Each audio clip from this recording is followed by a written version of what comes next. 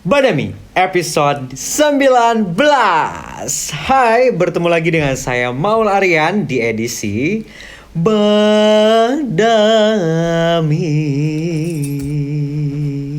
bercerita tentang budaya, adat, dan misteri.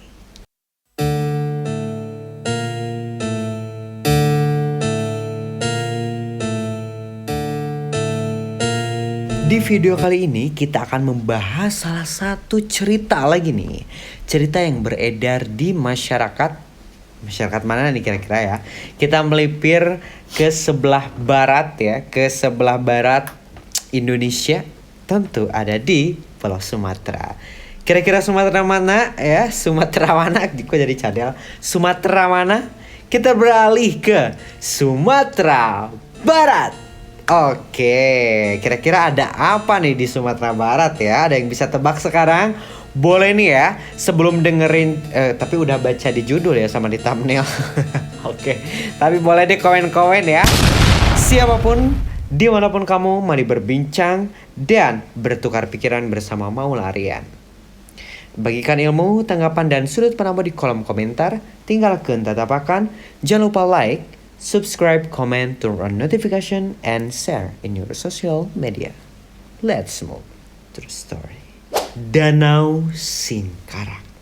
Ya, ini diambil dari dongeng cerita rakyat ya. Boleh cek di deskripsi. Nah, jadi cerita yang beredar di masyarakat itu gini guys. Di Sumatera Barat ya, terdapat sebuah desa. Belum disebutkan nih desanya desa mana. Yang tahu boleh tulis di kolom komen ya. Nah, di sebuah desa itu hiduplah Pak Buyung, istri, dan seorang anak yang bernama Indra ya. Mereka itu tinggal di sebuah gubuk yang kecil di pinggir laut. Ya kan, di Sumatera Barat dekat sama laut, oke? Nah, untuk kegiatan sehari-hari ini Pak Buyung dan istrinya itu mengumpulkan hasil-hasil hutan dan hasil dari penangkapan ikan di laut ya untuk memenuhi kebutuhan hidupnya. Setiap pagi mereka mencari manau, rotan, dan damar, kemudian menjualnya di pasar. Manau itu apa? Rotan itu apa? Damar itu apa? Tulis di kolom komen dong. Ini mah cenah konten temen tidak memberikan edukasi. Ya udahlah, cari sendiri kan judulnya juga. Bagikan tanggapan dan sudut pandangmu. Oke ya. Nah, jika musim ikan tiba mereka pergi ke laut untuk menangkap ikan dengan menggunakan jala, pancing, atau bubu. Nah, saat usia Indra ini menginjak di 10 tahun ya, Indra mulai diajak untuk membantu orang tuanya ke hutan dan juga ke laut. Ia merupakan anak yang rajin, cekatan, serta selalu semangat ya, tidak pernah mengeluh seperti itu. Nah, tentu aja hal ini membuat ibu dan ayahnya itu bangga. Tapi hanya ada satu hal yang membuat kedua orang tuanya ini resah, yaitu tentang nafsu makan Indra yang sangat besar ya, tidak kurang. Jadi nafsu makannya itu besar guys ya. Nah, jadi sekali makan ia bisa menghabiskan setengah bakul nasi dan beberapa piring lauk. Aduh, boros nih ya. Di sisi lain juga takut akan kesehatan di badannya. Oke, suatu hari datang musim paceklik ya, musim serba susah gitu kan. Betul paceklik? Betul. Hasil hutan dan hasil laut itu semakin sulit didapat. Keluarga ini menyantap ubi talas sebagai pengganti nasi ya. Nah, tapi sayang sekali ya, musim pacekliknya ini berlangsung lama gitu, sehingga ya makin lama makin sulit ya untuk mendapatkan makanan. Jadi kadangkala mereka itu harus menahan lapar ya, di beberapa hari ya udah puasa gitu kan. Nah, lama-kelamaan ya, atas kejadian paceklik yang lama ini, mereka cenderung lebih memikirkan diri sendiri ya daripada orang lain, bahkan memikirkan anaknya sendiri gitu, Indra ya. Ya iya sih, logikanya juga kayak dalam keadaan. Jadi ingat bahwa suatu saat nanti kita akan mengalami kelaparan, betul gak sih? Gitu ini, subhanallah. Ya Allah. Oke lah, oke lanjut ke ceritanya ya. Baik. Nah, jadi suatu hari lagi nih ya. Suatu hari di musim paceklik itu ya, Indra ini mengeluh tentang perutnya yang sangat-sangat lapar. Karena sudah berhari-hari mereka itu hanya memakan ubi bakar, bahkan sudah berpuasa juga ya, menahan lapar gitu kan. Ia pun menangis dan mengadu kepada ayahnya. Anak 10 tahun gimana ya suaranya? Ayah, ayah, ayah, ayah, aku lapar sekali. Bisa, ayah, aku lapar sekali. Gitu kayaknya suaranya ya. Bisakah ayah beri aku makan? Aku lapar ayah, lapar. Gitu kan. Anak malas, jika kamu lapar, pergi sana mencari makan sendiri di hutan atau di laut. Ayahnya langsung sebel ya, karena mungkin dia sendiri juga merasa kelaparan gitu kan. Nah, sang ibu yang namanya ibu ya berbaik hati gitu kan. Ayah juga baik hati, ibu lebih lagi ya memang menggunakan perasaan. Sang ibu mencoba membela Indra ya, karena ya Indra masih kecil gitu. Tapi tetap si ayahnya ini bersikeras menyuruh si Indra ini mencari makan sendiri. Nah, berkat bujukan ibunya ya udah, kalau ayah mungkin nyuruhnya secara terang-terangan, kalau ibu tuh lebih lembut. Ya udah cari aja ya nak, makannya sendiri ya nak, gitu kan.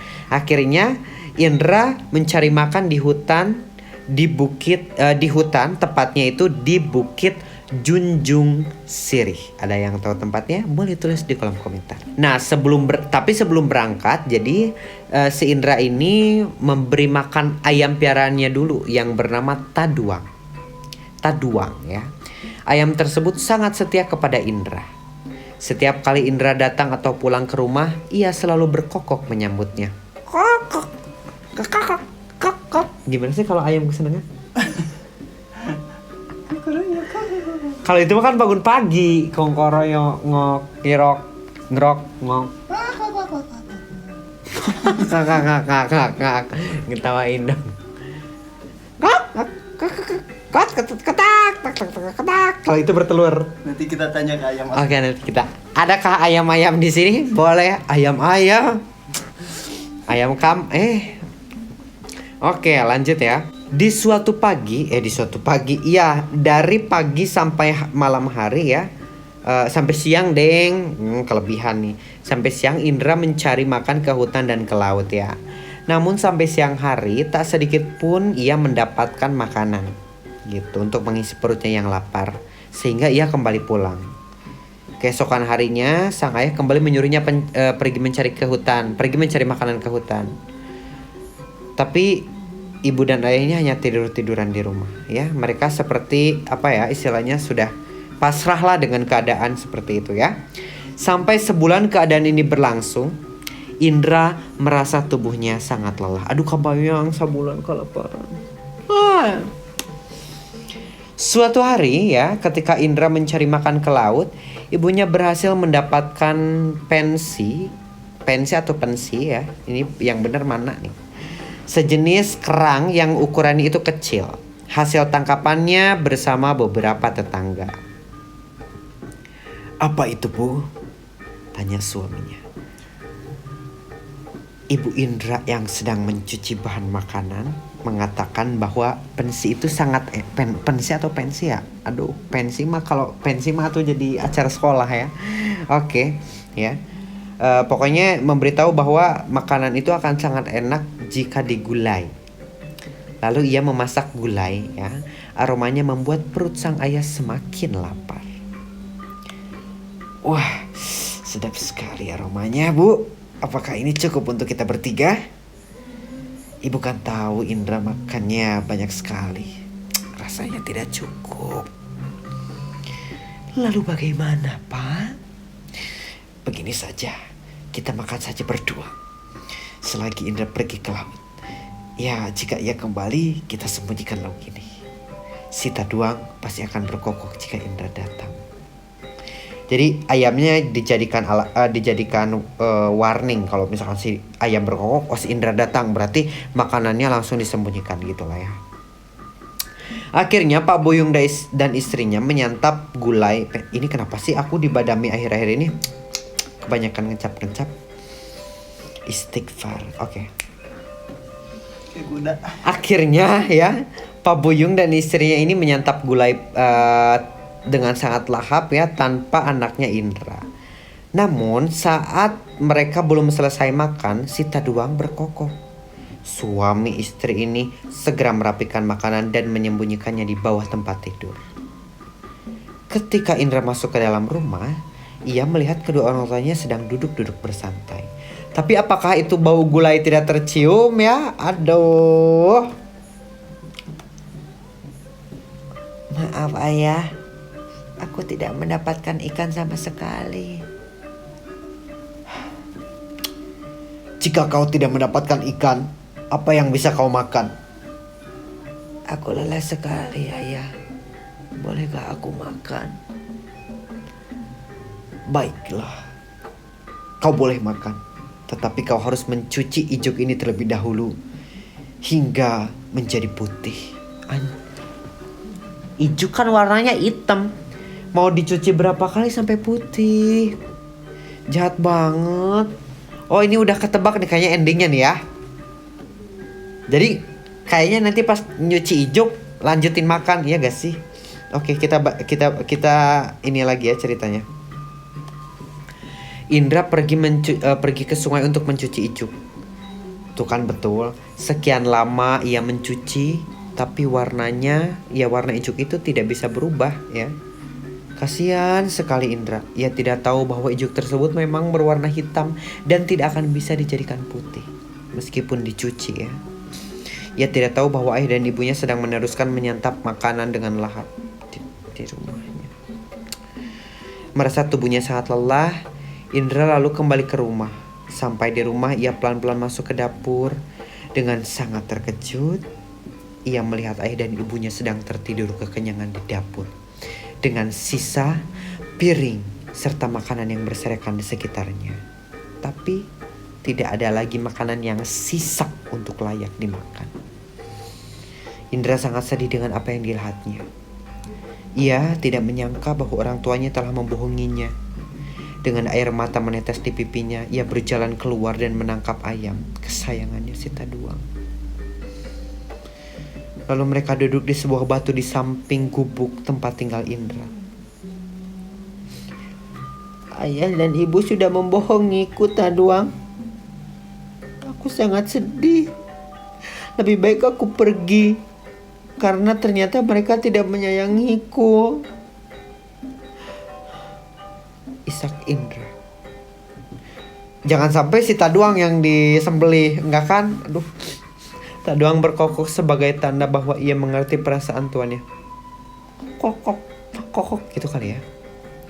Ayam itu lalu mengepakkan sayapnya seolah-olah memberi tanda pada Indra.